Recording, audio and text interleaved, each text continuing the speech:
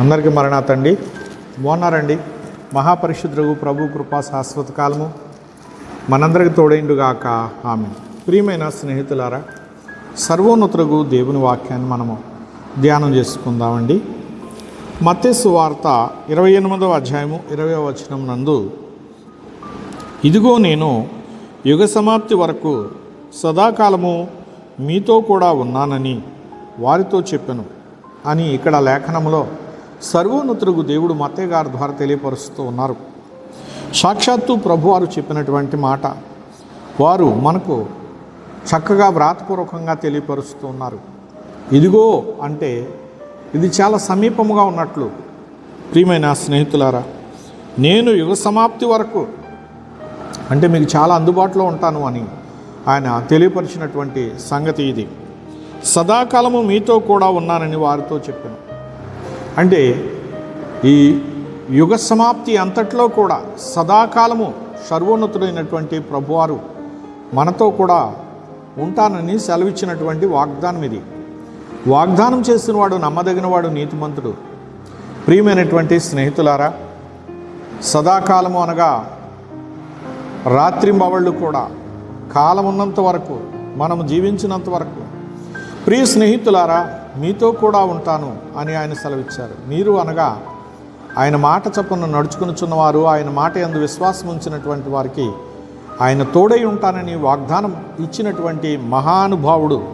ప్రియమైన స్నేహితులారా, దేవుని యొక్క మహాకృపను బట్టి భూలోకంలో జీవించి ఉన్న మానవునికి దేవుడు తోడై ఉండాలి. దేవుడు తోడు లేనిదే మనము ఏ విధమైనటువంటి మేలులు పొందలేము. ఒక దినమైన ఆ మహాపరిశుద్ధులకు దేవుని కృప లేకపోతే విజయాన్ని సాధించలేము, క్షేమముగా దినములు గడపలేము. ప్రియమైన స్నేహితులారా, దేవుడు దావీదుకు తోడై ఉన్నందువలన దావీదు ప్రార్థిస్తూ ఇలా అంటూ ఉన్నారు, నేను బ్రతుకు దినములో నీవు కృపాక్షేమములే నా వెంట వచ్చను అన్నారు. ఎందుకు అంటే దావీదు గారికి వచ్చిన అపాయాలు ఘోరమైనవే. గొలియాతు చాలా పరాక్రమశాలి, బలవంతుడు, శత్రువు ఇశ్రాయేలులకి. అతడు యుద్ధం చేయడానికి ఆ సౌలు మీదికి రాగా సౌలు రాజే భయపడ్డాడు. ప్రియులారా, ఆ సమయంలో దేవుడు వెళ్ళమన్నా అతనికి ధైర్యం సరిపోవడం లేదు. అప్పుడు బాలుడైన దావీదు దేవుని ఆత్మచేత ప్రేరేపించబడి వచ్చి గొలియాతును అవలేలగా జయించాడు. ఒళ్ళంతా కవచంతో కప్పుకుని బలమైన ఆయుధాలు ధరించి యుద్ధానికి వచ్చాడు. కానీ చిన్న గులకరాయితో దావీదు గారు అతన్ని కొట్టి చంపేశారు. ప్రియులారా, ఇక్కడ దావీదు పక్షముగా దేవుడున్నాడు కనుక అద్భుతమైనటువంటి కార్యము అక్కడ ఆయన చేయగలిగారు. అలా దేవుడు ఈ కడవరి కాలంలో నీ పక్షంగా ఉన్నానంటున్నారు. సదాకాలము మీతో కూడా ఉన్నాను యుగ సమాప్తి వరకు అన్నారు. ఉన్నటువంటి వాడు మీ ద్వారా అనేకమైన మేలులు, అనేకమైన కార్యాలు, అనేకమైన దీవెనలు ప్రజలకు అందేటట్లుగా మిమ్మల్ని దీవెనకరంగా ఆయన మార్చేవారుగా ఉన్నారు. ఎవరి దీవెనో మీకు అవసరం లేదు, మీరే దీవెనకరంగా మారుతారు. అలా మిమ్మల్ని ఒక దీవెనకరంగా మార్చేటటువంటి మహాపరిశుద్ధుడు ప్రభువారు మీకు సమీపముగా ఉన్నాను అని చెప్తున్నారు. సదాకాలము అంటున్నారు. మళ్ళీ ఆ సమయం ఈ సమయం అని లేదు. దీనికి అంటే ముహూర్తం పెట్టుకోవాల్సిన పని ఏమి లేదు. ఎనీ టైం మీతో ఉన్నాను అని ఆయన చక్కని మాట ఇక్కడ సెలవిస్తూ ఉన్నారు. కనుక దిక్కులు ఎందుకు? ప్రియమైన స్నేహితులారా, ఇక దిక్కులు చూడవలసిన పనేముంది? ఈ మాటను బట్టి ప్రార్థించండి. సర్వోన్నతుడు మీ కార్యాలను సఫలం చేయడానికి ఇప్పుడే ఈ క్షణమే మీ ముందుంటారు. మహాపరిశుద్ధుడు, ఆయన ఉనికిని కనిపెట్టండి.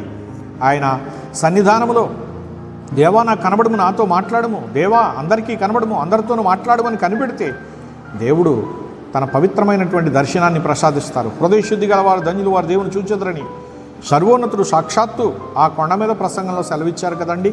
గనుక ఆయన మాటలు ఆయన మన ద్వారా నెరవేర్చేవారై ఉన్నారు. నెరవేర్చి ఆయన మహిమ పొందేవారై ఉన్నారు.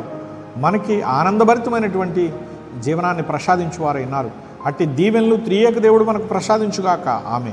చిన్న ప్రార్థన చేసుకుందామండి. ప్రాణప్రియుడైన యేసుక్రీస్తు ప్రభువానికి స్తోత్రములు.